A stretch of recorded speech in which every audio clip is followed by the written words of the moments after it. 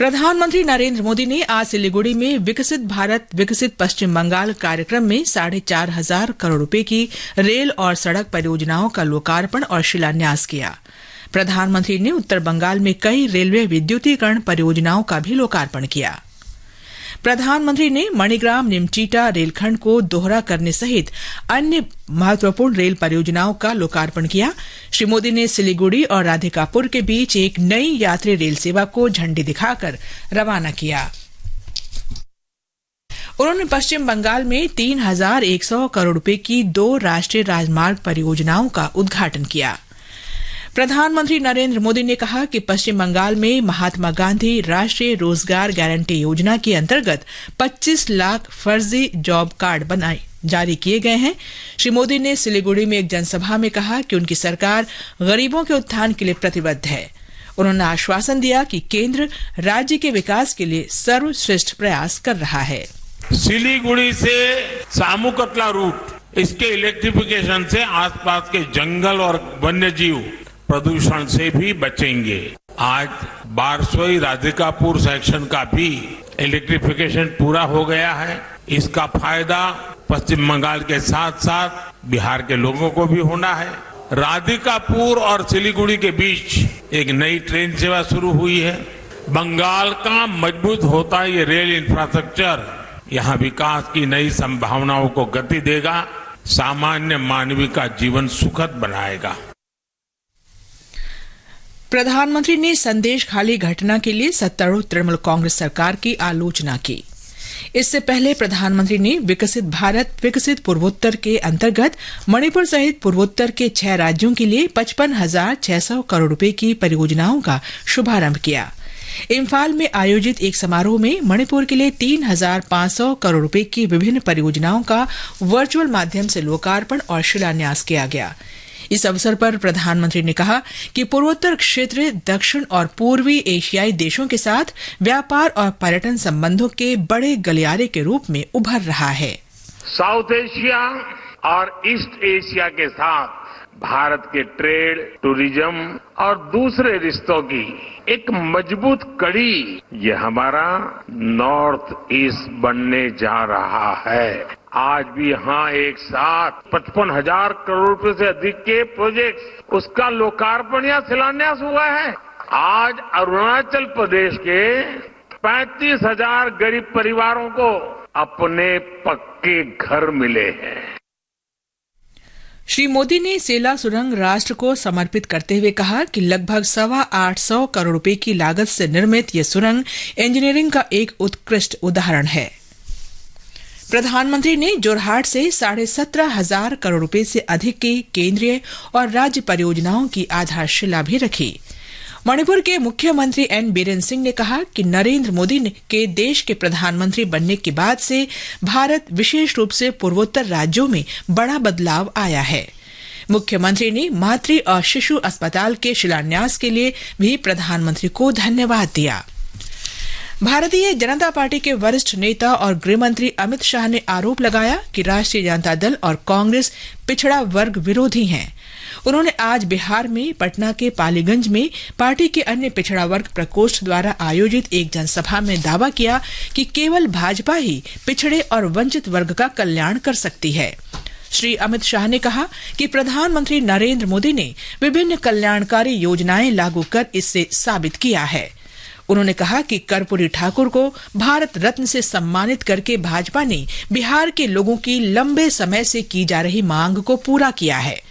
श्री शाह ने कहा कि गरीबों की जमीन हड़पने वालों को सजा मिलेगी क्योंकि राज्य में डबल इंजन की सरकार है। हमारी सरकार बनने के बाद हमारी डबल इंजन सरकार एक कमेटी गठन करेगी। जिन्होंने गरीबों की भूमि कब्जाई है, इसके लिए एक कमेटी कठोर कार्यवाही करेगी और जेल की सलाखों के पीछे डालने का काम करेगी। ये समाचार आकाशवाणी से प्रसारित किए जा रहे हैं। ताजा समाचार जानने के लिए आप हमारे Twitter handle @AIR News Hindi को फॉलो कर सकते हैं। आज देश भर रहा है विकसित भारत की मंजिल की ओर ऊंची उड़ान। हर क्षेत्र में हो रहा है राष्ट्र निर्माण। मिल रहा है तेजी से करदाताओं की बढ़ती संख्या का साथ। सबके प्रयास से ही तो हो रहा है पूरे देश का विकास। तो इस विकास में जरूरी है आपकी भी भागीदारी। अपने एडवांस टैक्स की आखिरी किश्त 15 मार्च 2024 या उससे पहले अवश्य जमा करें और समय पर अपने अग्रिम कर का भुगतान कर निभाएं अपनी जिम्मेदारी। कंपनीज, कॉर्पोरेट्स या फिर सैलरीड एम्प्लॉयज जिनकी TDS या TCS कटने के बाद भी कर देयता 10,000 रूपए या उससे अधिक है, उनके लिए एडवांस टैक्स देना आवश्यक है। प्रत्येक आय करदाता एक राष्ट्र निर्माता। ये आकाशवाणी है। प्रधानमंत्री 2 दिन के दौरे पर वाराणसी पहुंचे। भारतीय जनता पार्टी द्वारा वाराणसी सीट से तीसरी बार लोकसभा प्रत्याशी बनाए जाने के बाद प्रधानमंत्री की ये पहली काशी यात्रा है। प्रधानमंत्री ने काशी विश्वनाथ धाम में विधिवत पूजा अर्चना की। संचार, इलेक्ट्रॉनिक्स, सूचना प्रौद्योगिकी और रेलवे मंत्री अश्विनी वैष्णव ने आज बेंगलुरु में देश का सबसे तेज और स्वदेश में विकसित multi protocol label switching router शुरू किया। इससे देश के डिजिटल बुनियादी ढांचे को मजबूत करने के साथ तेज गति वाले डेटा प्रोसेसिंग और ट्रांसमिशन की मांग को पूरा करने में मदद मिलेगी। एक बहुत ही बड़ा माइलस्टोन अचीव हुआ है जिसमें एक कॉम्प्लेक्स 2.4 TBPS का कोर राउटर, किसी भी नेटवर्क का ब्रेन होता है जो कि पूरे नेटवर्क को चलाता है, भारत में बना है और अब आगे डिप्लॉय होगा बड़ी संख्या में। आज इस राउटर को देख के एक स्पष्ट कॉन्फिडेंस आता है देश में। इस तरह से प्रधानमंत्री जी ने सबको इंस्पायर करके एक ऐसा इकोसिस्टम बनाया है जिसमें लोग बड़े चैलेंजेस ले रहे हैं और उन चैलेंजेस को अचीव करें। इस तेज गति वाले राउटर को दूर संचार विभाग और CDOT के सहयोग से बेंगलुरु के निविट्टी सिस्टम्स द्वारा विकसित किया गया है। झारखंड में 2 सीटों के लिए होने वाले राज्यसभा चुनाव के लिए भारतीय जनता पार्टी ने डॉक्टर प्रदीप वर्मा को NDA का उम्मीदवार बनाया है। सत्तारूढ़ झारखंड मुक्ति मोर्चा, कांग्रेस, राष्ट्रीय जनता दल गठबंधन ने अभी तक अपने उम्मीदवार की घोषणा नहीं की है। इस बीच सत्तारूढ़ गठबंधन और भाजपा दोनों ने कल रांची में विधायक दल के सदस्यों की बैठक बुलाई है। चुनाव के लिए नामांकन सोमवार तक दाखिल किए जा सकते हैं। नामांकन पत्रों की जांच अगले दिन की जाएगी। अगर आवश्यक हुआ तो मतदान 21 मार्च को होगा। भारतीय जनता पार्टी, तेलुगु देशम पार्टी और जनसेना पार्टी ने आंध्र प्रदेश में लोकसभा और विधानसभा चुनाव मिलकर लड़ने का फैसला किया है। भारतीय जनता पार्टी अध्यक्ष जगत प्रकाश नड्डा, तेलुगु देशम पार्टी अध्यक्ष N चंद्रबाबू नायडू और जनसेना पार्टी के पवन कल्याण ने संयुक्त प्रेस वक्तव्य में कहा कि तीनों दलों के साथ आने से आंध्र प्रदेश के लोगों की आकांक्षाओं को पूरा करने में सहायता मिलेगी। बयान में कहा गया है कि सीट बंटवारे के तौर तरीकों पर 1 या 2 दिन के भीतर विचार विमर्श किया जाएगा। बहुजन समाज पार्टी प्रमुख मायावती ने फिर स्पष्ट किया है कि उनकी पार्टी आगामी लोकसभा चुनाव अकेले लड़ेगी। सोशल मीडिया पोस्ट में उन्होंने कहा कि चुनावी गठबंधन या तीसरे मोर्चे के गठन की अफवाहें निराधार और भ्रामक हैं। कांग्रेस के वरिष्ठ नेता और पूर्व केंद्रीय मंत्री सुरेश पचौरी आज भोपाल में भारतीय जनता पार्टी में शामिल हो गए। उनके साथ ही मध्य प्रदेश के धार से पूर्व सांसद और प्रदेश कांग्रेस उपाध्यक्ष गजेंद्र सिंह राजूखेड़ी, इंदौर के पूर्व विधायक संजय शुक्ला, अन्य पूर्व विधायक विशाल पटेल तथा अर्जुन पलिया और भोपाल जिला कांग्रेस के पूर्व अध्यक्ष कैलाश मिश्र ने भी भाजपा की सदस्यता ग्रहण की। ये समाचार हमारी वेबसाइट newsonair.gov.in और हमारे mobile app news on AIR पर भी उपलब्ध हैं। बग्गा को नहाने का पानी चाहिए। बग्गा ने नल खोला, पानी आना शुरू। ऐसे ही विमला को धुलाई, सावित्री को सफाई और रघु को सिंचाई के लिए पानी चाहिए। पर कभी सोचा है कितना सारा पानी आता कहाँ से? अब आप कहेंगे कि जमीन के नीचे से। आगे भी जमीन के नीचे से ऐसे ही पानी आए, इसके लिए इस बारिश से पहले ही वर्षा जल संचयन की व्यवस्था करें। तालाबों, पोखरों और नालियों को साफ करके वर्षा जल संचयन अभियान कैच द रेन का हिस्सा बने। जल शक्ति मंत्रालय, भारत सरकार द्वारा जनहित में जारी। समाचार संध्या में आपका फिर स्वागत है। पेट्रोलियम और प्राकृतिक गैस मंत्री हरदीप सिंह पुरी ने कहा है कि दुनिया भर में कच्चे तेल की कीमतों में वृद्धि का भारत पर बहुत कम असर पड़ा है।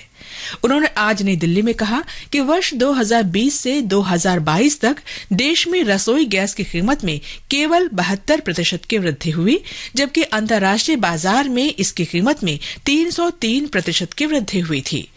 श्री पुरी ने कहा कि दुनिया भर में पेट्रोल की कीमत बढ़ी है, जबकि भारत में पेट्रोल की कीमत में 4.5% की कमी की गई है।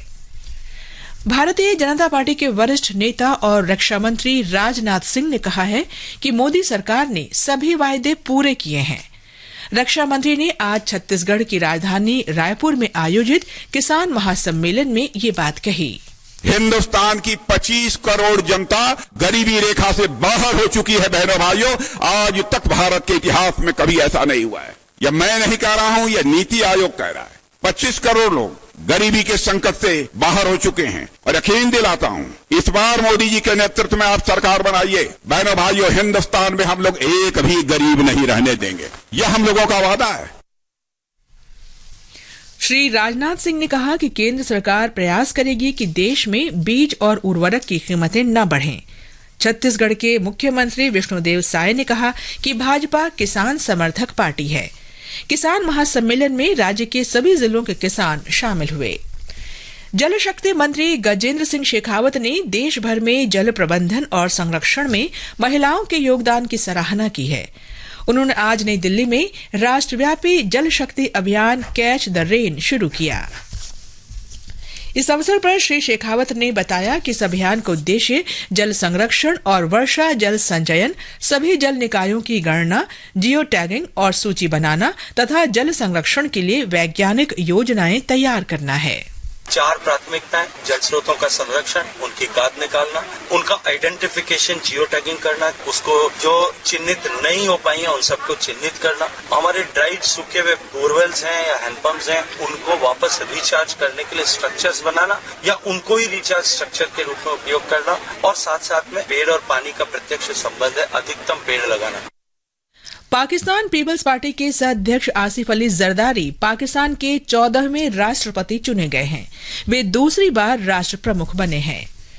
धर्मशाला में भारत ने 5वें और अंतिम क्रिकेट टेस्ट के तीसरे दिन आज इंग्लैंड को 1 पारी और 64 रन से हरा दिया। इसके साथ ही भारत ने 5 मैचों की ये श्रृंखला 4-1 से जीत ली है। इंग्लैंड की दूसरी पारी आज 195 रन पर ही सिमट गई। फ्रेंच ओपन में आज पुरुष सिंगल्स के सेमीफाइनल में भारतीय शटलर लक्ष्य सेन का मुकाबला थाईलैंड के कुनलाउत विदितसन से होगा।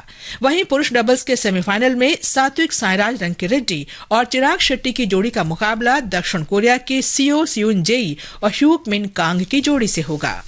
अंत में मुख्य समाचार एक बार फिर। प्रधानमंत्री नरेंद्र मोदी ने पश्चिम बंगाल में लगभग 4,500 करोड़ रुपए की विकास परियोजनाओं का शुभारंभ किया। उन्होंने आश्वासन दिया कि केंद्र राज्य के विकास के लिए सर्वश्रेष्ठ प्रयास कर रहा है। केंद्रीय मंत्री अश्विनी वैष्णव ने बेंगलुरु में देश का सबसे तेज और स्वदेश में विकसित राउटर शुरू किया। पेट्रोलियम मंत्री ने कहा, अंतर्राष्ट्रीय कच्चे तेल का मूल्य बढ़ने के बावजूद भारत सबसे कम प्रभावित देशों में। और धर्मशाला टेस्ट क्रिकेट मैच में भारत ने इंग्लैंड को पारी और 64 रन से हराकर 5 मैचों की श्रृंखला 4-1 से जीती। इसके साथ ही समाचार संध्या का ये अंक समाप्त हुआ। नमस्कार।